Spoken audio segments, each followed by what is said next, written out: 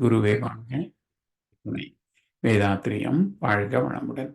இன்று வரை உலகில் தோன்றிய அனைத்து சித்தர்களும் ஞானிகளும் மகான்களும் மற்றும் வேதாத்திரிய கோட்பாடுகளை அர்ப்பணிப்புணர்வோடு அகிலமெங்கும் உணர்வாக்கி கொண்டிருக்கும் ஞானாசிரியர்களின் மதிநுட்பமும் குருவர்களோடு சூக்குமமாய் நம்மை சூழ்ந்திருந்து நாம் ஓய்வதற்கு துணை நிற்குமாக என்று சங்கல்பித்துக் கொண்டு இன்றைய தவ நிகழ்வை இறைவணக்கம் குருவணக்கத்தோடு நாம் இனிதே துவங்குவோம்.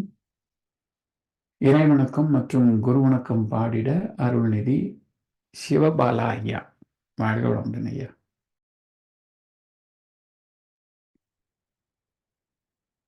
வாழ்க வையகம், வாழ்க வையகம், வாழ்க வளமுடன்.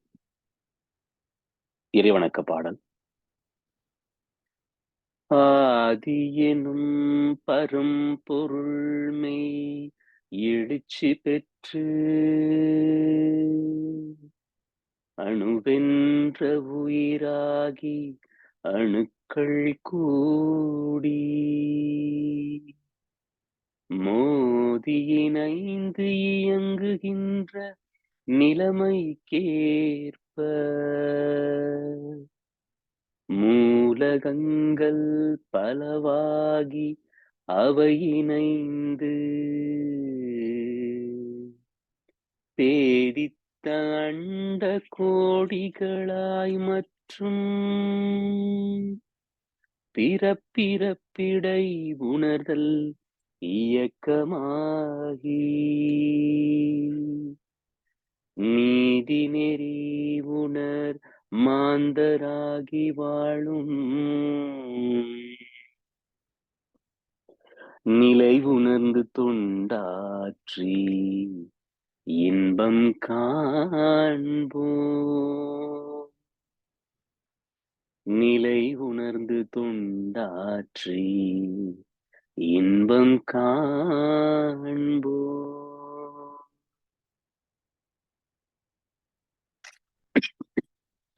குரு வணக்க பாடல்.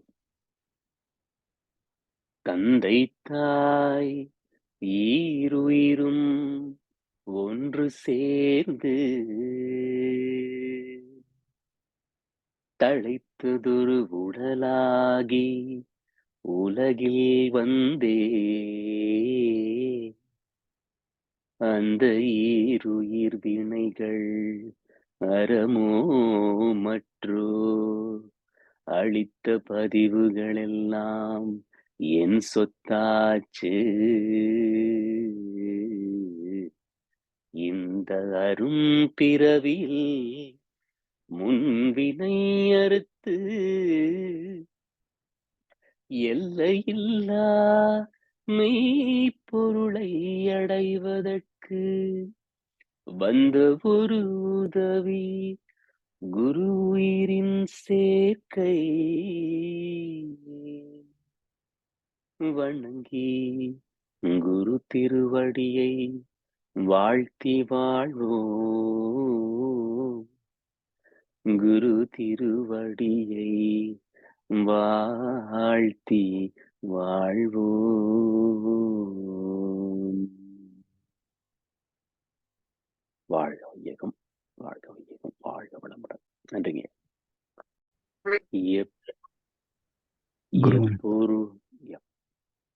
எப்பொருளை எச்செயலை எக்குணத்தை எப்பொருளை எச்செயலை எக்குணத்தை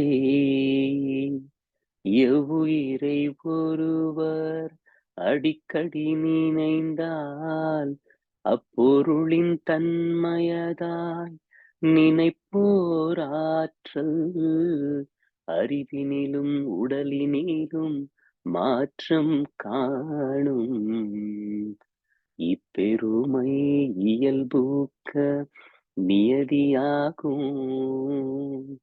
இப்பெருமை இயல்பூக்க நியதியாகும்.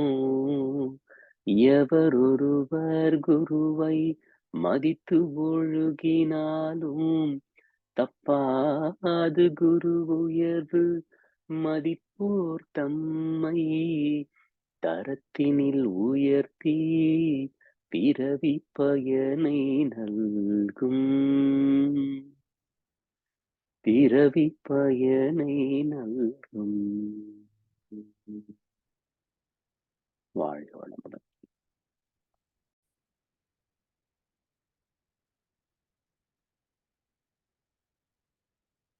இன்றைய மாக்கோலமாய் விளைந்த மதிவிருந்து. அம்மா பாடல் பதிவு இசை வடிவம் கொடுங்கம்மா. வாழ்க வையகம், வாழ்க வையகம், வாழ்க வளமுடன். குரு வாழ்க, குருவே துணை. மாக்கோலமாய் விளைந்த மதிவிருந்து, வித்து முந்தியா மரம் முந்தியா. வித்து முந்தியா மரம் முந்தியா, வித்தின்றி புல் பூண்டும் விதவிதமாம் உயிரினங்கள் சுத்த சுயமாயும் தோன்றும் வகை அறிந்தான். வித்தோ மரமோ எது முந்தி என்று விளக்கமும் பெற்ற வித்தகனாவான்.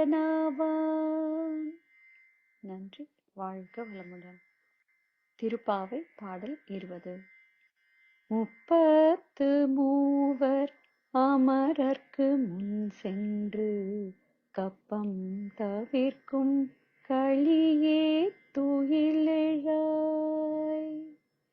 செப்பம் உடையாய் திரள் உடையாய், செற்றார்க்கு வெப்பம் கொடுக்கும் விமலா துயிலெழாய். செப்பன்ன மென்முலை செவ்வாய் சிறு மருங்குள் நப்பின்னை நங்காய், திருவே துயில் எழாய். ஊக்கமும் தட்டொழியும் துன் மணாளனை இப்போதே எம்மை நீராட்டேலோரெம்பாவாய்.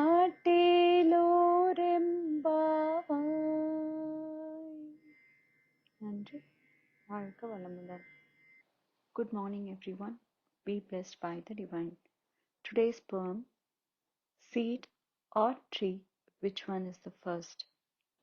Now let us go to the secret of the evolution of living beings. For such a study we have to begin with mankind, where and how mankind evolved.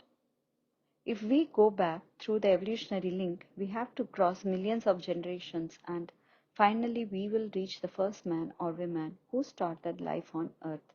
He or she was the parent of the whole world community. When we trace the evolution of mankind further back, there were two animals of different species which accidentally crossed. The genes of the species were compatible, and then one form of mankind was born. That man or woman had cohesion with one of the species of his or her parentage, and thus families were formed. If we go on tracing back several species of animals and their origin, we will come to the reptiles, then worms, then plant life, molecules, atoms, and finally energy particles. Tracing the energy particle, we will find its base to be the static state. From the static state up to now, to the stage of how we are and what we are. In the evolutionary process of the universe, there was no missing link. We will find that continuity is going on and on without any gap. The word species indicates a specific order of function of consciousness. Consciousness is working specifically in every particle and in every living being with pattern, precision, and regularity. A seed is an offspring of a one-sense being. According to the evolutionary law, every seed has the blueprint of the plant or tree from which it came in magnetic code, which is the genetic property. If we sow the seed properly, it will grow as the type of plant from which it came. If a seed is not sown in time or is kept out of touch with earth, it dries up. Within that dried seed, a very small insect or worm may form later due to the interaction of the life force with air and moisture. 2 sense insects are formed from 1 sense plant life. Every seed has an evolutionary pattern of genetic code. Hence, an evolved seed will become a particular type of worm or other small insect. This eventually evolves into a 2 sense species with touch and taste perceptions. Then, according to its chemical properties and other ecological principles, that creature may later become a 3 sense living being such as an ant, a bee, butterfly, or fly. So the 2 sense living being is a worm. 3 sense living beings are ants, flies, and other creatures not endowed with eyes and ears. Eyes are formed in snakes but no ears, and other similar reptiles too. These are 4 sense living beings. When ears are formed, completing 5 senses, we have birds and mammals. Like this, it took many years for each such change. Finally, by this evolutionary process, man has come to the world. In the culmination of the relationship between truth and mankind, the secrets of the truth are revealed to the mind. As every person begins life only with sensory enjoyment, he is characterized to have only material thoughts and eventually is led to suffer the consequences. Even then, the truth, with unconditioned love and compassion, presses its glory and benevolence into the minds of humanity. Those who are deeply involved in the sensual games and illusions of material life cannot heed the call of truth by way of intuition. However, the divine and compassionate truth never neglects anyone's suffering. By the cause and effect system, which is the administrative law of truth, when anyone is suffering and cannot tolerate the pain, the truth separates the astral body from the physical body and mercifully gives the release of death. Those who heed the divine call and intuition of truth are awakened and begin the spiritual way of life. The spiritual life results in peace, satisfaction, and ecstasy, not only to the follower. It extends its good results to the future generations through the progeny and society. Such spiritual people become the guiding lights for the human race. Tirupavai Song 20. The waking up effort continues. Why is the Lord asleep? Why is Nappinai too not awake? There is obviously more meaning to this whole thing of waking up. Waking up the Lord is found not just in Tirupavai, but it is a practice in all temples. The idea is that the devotee's enthusiasm to see the Lord makes him or her wake up really, really early, much before even the Lord does. And the devotee also doesn't want the Lord to wake up and wait for the devotees. Andal in this poem begin with the praise of Lord Sri Krishna as a king to whom other kings also serving as a means to end, as one who gives the shivers to his enemies. Lord, wake up. They then turn their attention to Nappinai and address her as the very beautiful, well-endowed one. Please wake up. Please give oil, mirror, and other things essential for a bath to your husband and send him out so that we all may be bathed in his glory. Thank you all for the opportunity. Be blessed by the divine. வாழ்க வையகம் வாழ்க வையகம் வாழ்க வளமுடன். குரு வாழ்க குருவே துணை. மாக்கோலமாய் விழைந்த மதிவிருந்து. கவித்தொகுப்பில் with முந்தியா மரம் முந்தியா 1955 சுவாமிஜியால் எழுதப்பட்டது. வித்தின்றி புல் பூண்டும் விதவிதமாய் உயிரினங்கள் சுத்த சுயமாயும் தோன்றும் வகையறிந்தால் வித்தோ மரமோ எது முந்தி என்று விளக்கமும் பெற்ற வித்தகனாவான். விளக்கம் பெற்ற வித்தகனாவான். அத்தகைய வித்தகர்கள் அவர்கள் கண்டு கொண்டது என்ன என்று பார்ப்போம். காக்கை குருவி எங்கள் ஜாதி, நீள்கடலும் மலையும் எங்கள் கூட்டம். பாரதியின் வாக்கு. இதற்கு நம் அருள் தந்தை விளக்கம் தருகிறார். கடல் மலை எங்கள் கூட்டம், அதாவது நானும் அணுக்களுடைய கூட்டம், கடலும் மலையும் அணுக்களுடைய கூட்டம். இந்த இரண்டையும் எடுத்துக்கொண்டால் நாங்கள் அனைவரும் ஒன்றுதான். காக்கை குருவி எங்கள் ஜாதி. ஏனென்றால் பசி உணர்ச்சிகள், இன்ப துன்ப உணர்வு, இந்த மூன்றையும் அனுபவிப்பதில் நாங்கள் ஒன்றுதான். அடுத்து, ஓடும் செம்பொன்னும் ஒக்கவே நோக்குவார். இது குறித்து, ஞானிகள் ஓட்டுக்கும் பொன்னுக்கும் ஒரே மதிப்பைத்தான் அளிப்பார்கள் என்று சொல்வது சரியல்ல. ஓடும் பல விண்துகள்கள் நிறைந்த கூட்டு, பொன்னும் பல விண்துகள்கள் நிறைந்த கூட்டு என்று கொள்ள வேண்டும். அடுத்து, எந்த பொருளிலும் என்னை காண்பவன் எவனோ அவனை விட்டு எப்போதும் நான் நீங்குவதில்லை, என்னை விட்டு அவன் நீங்குவதில்லை. கீதை சொல்வது. நம் வேதாத்ரி மகரிஷி கண்ட விளக்கம். ஆப்பிளோ பேனா மரம் மனிதன் ஏதோ ஒன்றை எடுத்துக்கொள்வோம். கண்மூலமாக பார்க்கிற போது பழமாக தோன்றுகிறது. கண்ணை மறந்து விடுவோம், விண்ணறிவுக்கு போவோம். பல கோடி விண்துகள்கள் நிறைந்த கூட்டு, பழமாக மனிதனாக பேனாவாக காட்சி. கோடிக்கணக்கான விண்துகள்கள் சேர்ந்து இருப்பதையும் அவை எல்லாம் ஒன்றோடு ஒன்று சேர்ந்து கொண்டு நாடகம் நடத்தி கொண்டுள்ளதையும் உணர்கிறோம். இதுதான் விண்ணறிவு. எல்லாமே விண்ணன்றி யாதும் இல்லை. பல கோடி அணுக்கள் கூடி இயங்கிக் கொண்டிருக்கும் இயக்கம், நிகழ்ச்சி. ஆப்பிள், பேனா, கதவு, மரம், மனிதன் எதுவுமே பொருள் இல்லை. இயக்கம், நிகழ்ச்சிதான். விண் என்பது என்ன? அது எங்கிருந்து எப்படி வந்தது என்று பார்ப்போம். பேராதார பரம்பொருள், சுத்த வெளி, எல்லாம் வல்ல பூரண பொருள். இது தன்மையில் கும்மிருட்டு. அவ்விருட்டில் நிழல் போன்று அழுத்தம், விரைவு, எல்லாம் உணரும் ஆற்றலுடைய அறிவும் அடக்கம், அதாவது முத்திரம் கொண்டது சுத்தவெளி, பூரணம்.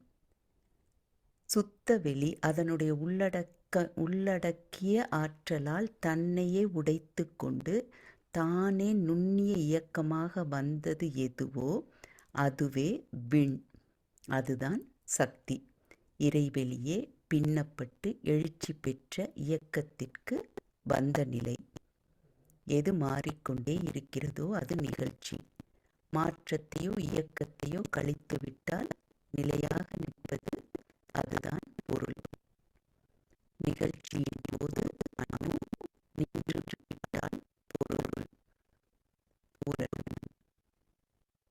ஒருவரிலே பேனா, ஆப்பிள் மரம், விளைவுக்கு போனால் அணு, அணுவை கடந்துனால் சிவம், இறைவன், அறிவாக, பிரம்மமாக. இந்த கவியில் ஆதியின் அசைவே பரம அணு, அவை ஒவ்வொரு அணுவில் கூட வேதம் கூறும் ஐம்பூதம். விண் முதல் மண் வரை வேறில்லை. ஒவ்வொரு பொருளும் பரமுதலாய் அவ்வொரு வரையில் வந்த கதை செவ்விய சிறுசொல் பரிணாமம். இப்பொழுது கவியின் முன்பகுதி. வித்தின்றி புல் பூண்டும் விதவிதமாய் உயிரினங்கள் சுத்த சுயமாயும் தோன்றும் வகை அறிந்தால். அதாவது அழுத்தமென்னும் உந்து ஆற்றல் ஒன்றை கொண்டே அணுமுதலாய் அண்டக்கோடி அனைத்தும் ஆக்கி வலுத்தும் ஓர் அறிவு முதல் 5, 6 வகை வகையாம் உயிரினங்கள் தோற்றுவித்து முழுத்திறனுடன் காத்து முடிக்கும் மேலாம் முழுமுதற் பொருளே நம் அறிவாய் ஆற்றும் நிலை. இந்த நிலை புரிந்தால், விளங்கிக் கொண்டால் வித்து முந்தியா மரம் முந்தியா என்ற கேள்வி வேண்டாம். நாமும் விளக்கம் பெற்ற வித்தகன் ஆகலாம். அழுத்தம் என்னும் உந்து ஆற்றல் கொண்டு ஏற்பட்ட பரிணாம வளர்ச்சியே புல் பூண்டு மற்றும் அனைத்து உயிரினங்களும். அடுத்து திருப்பாவை பாடல் 20. 33 அமரர்க்கு முன் சென்று கப்பம் தவிர்க்கும் கலியே துயில் எழாய். செப்பம் உடையாய் திரள் உடையாய் செற்றோருக்கு வெப்பம் கொடுக்கும் விமலா துயில் எழாய். செப்பன்ன மென்முளைச் செவ்வாய் சிறுமுருங்குல் நப்பின்னை நங்காய் திருவே துயில் எழாய். உக்கமும் தட்டொழியும் தந்து உன் மணாளனை இப்போதே எமை நீராட்டேலோர் எம்பாவாய். இந்த கவிக்கான விளக்கம் பார்க்கலாம். அதாவது 33 கோடி தேவர்களுக்கும் முன்னே சென்று பக்தர்களின் துயர் துடைக்கும் கலியுக கடவுளே துயில் எழாய் என்பது முதல் வரிக்கான விளக்கம். செப்பம் உடையாய் அப்படி என்றால் நேர்மையானவனே. திரள் உடையாய் என்றால் ஆற்றல் உடையவனே. செற்றார்க்கு செப்பம் கொடுக்கும் விமலா என்பது பகைவர்களுக்கு பயத்தை கொடுக்கும் தூயவனே. எழுவாயாக என்பது. அடுத்தது செப்பன்ன மென்முளை செவ்வாய் சிறுமுருங்குல். விளக்கம் பொற்கலசம் போன்ற மென்மையான ஸ்தனங்களும் சிறுமுருங்குல் அதாவது சிற்றிடையும் பவளச் செவ்வாயும் கொண்ட நப்பின்னை நங்காய் திருவே என்பது லக்ஷ்மியே துயில் எழாய். அடுத்து உக்கமும் தட்டொழியும் அதாவது நோன்புக்கு உபகரணமான விசிறியையும் கண்ணாடியையும் கொடுத்து தந்து உன் மணாளனான அதாவது உன் கணவனாகிய கண்ணபிரானையும் தந்து இப்போதே எமை நீராட்டேலோர் எம்பாவாய் என்பது நோன்புக்கு உபகரணமான விசிறியையும் கண்ணாடியும் கொடுத்து கண்ணபிரானையும் இப்போதே எங்களுக்கு தந்து எங்களையும் அருள்மழையில் நனையச் செய்வாயாக என்பது விளக்கம். வாழ்க வளமுடன்.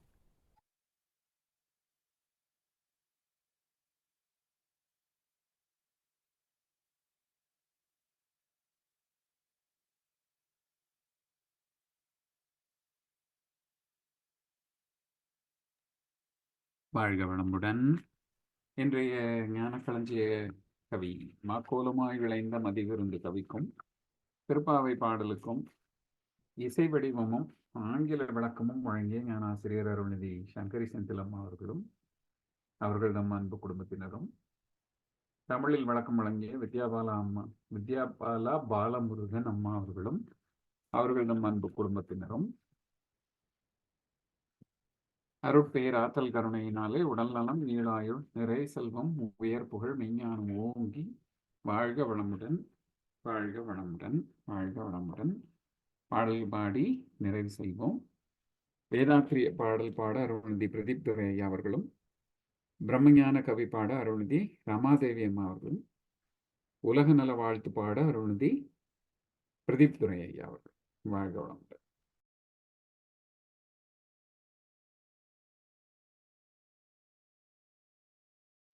வாழ்க வையகம் வாழ்க வையகம் வாழ்க வளமுடன். வேதாத்திரிய பாடல்.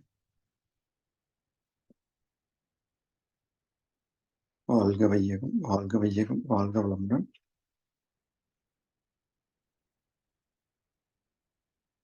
வேதாத்திரிய பாடல். போரில்லா நல்லுலகம் பொருள் துறையில் சமநீதி நேர்மையான நீதிமுறை நில உலகிற்கோர் ஆட்சி சீர் செய்த பண்பாடு சிந்தனையோர் வழிவாழ்வு சிறப்புணர்ந்த பெண்மதிப்பு தெய்வ நீதி வழிவாழ்த்தல் தேர் திருவிழா தவிர்த்தல் சிறுவர்க்கே விளையாட்டு செயல் விளைவு உணர்கல்வி சீர்காந்த நிலை விளக்கம் பார் முழுவதும் உணவு நீர் பொதுவாக்கல் பல மதங்கள் பல கடவுள் பழக்கமொழித்து உண்மை ஒன்றை தேர்ந்தெடுதல். பால்காலமுடன். பிரம்மஞான கவி.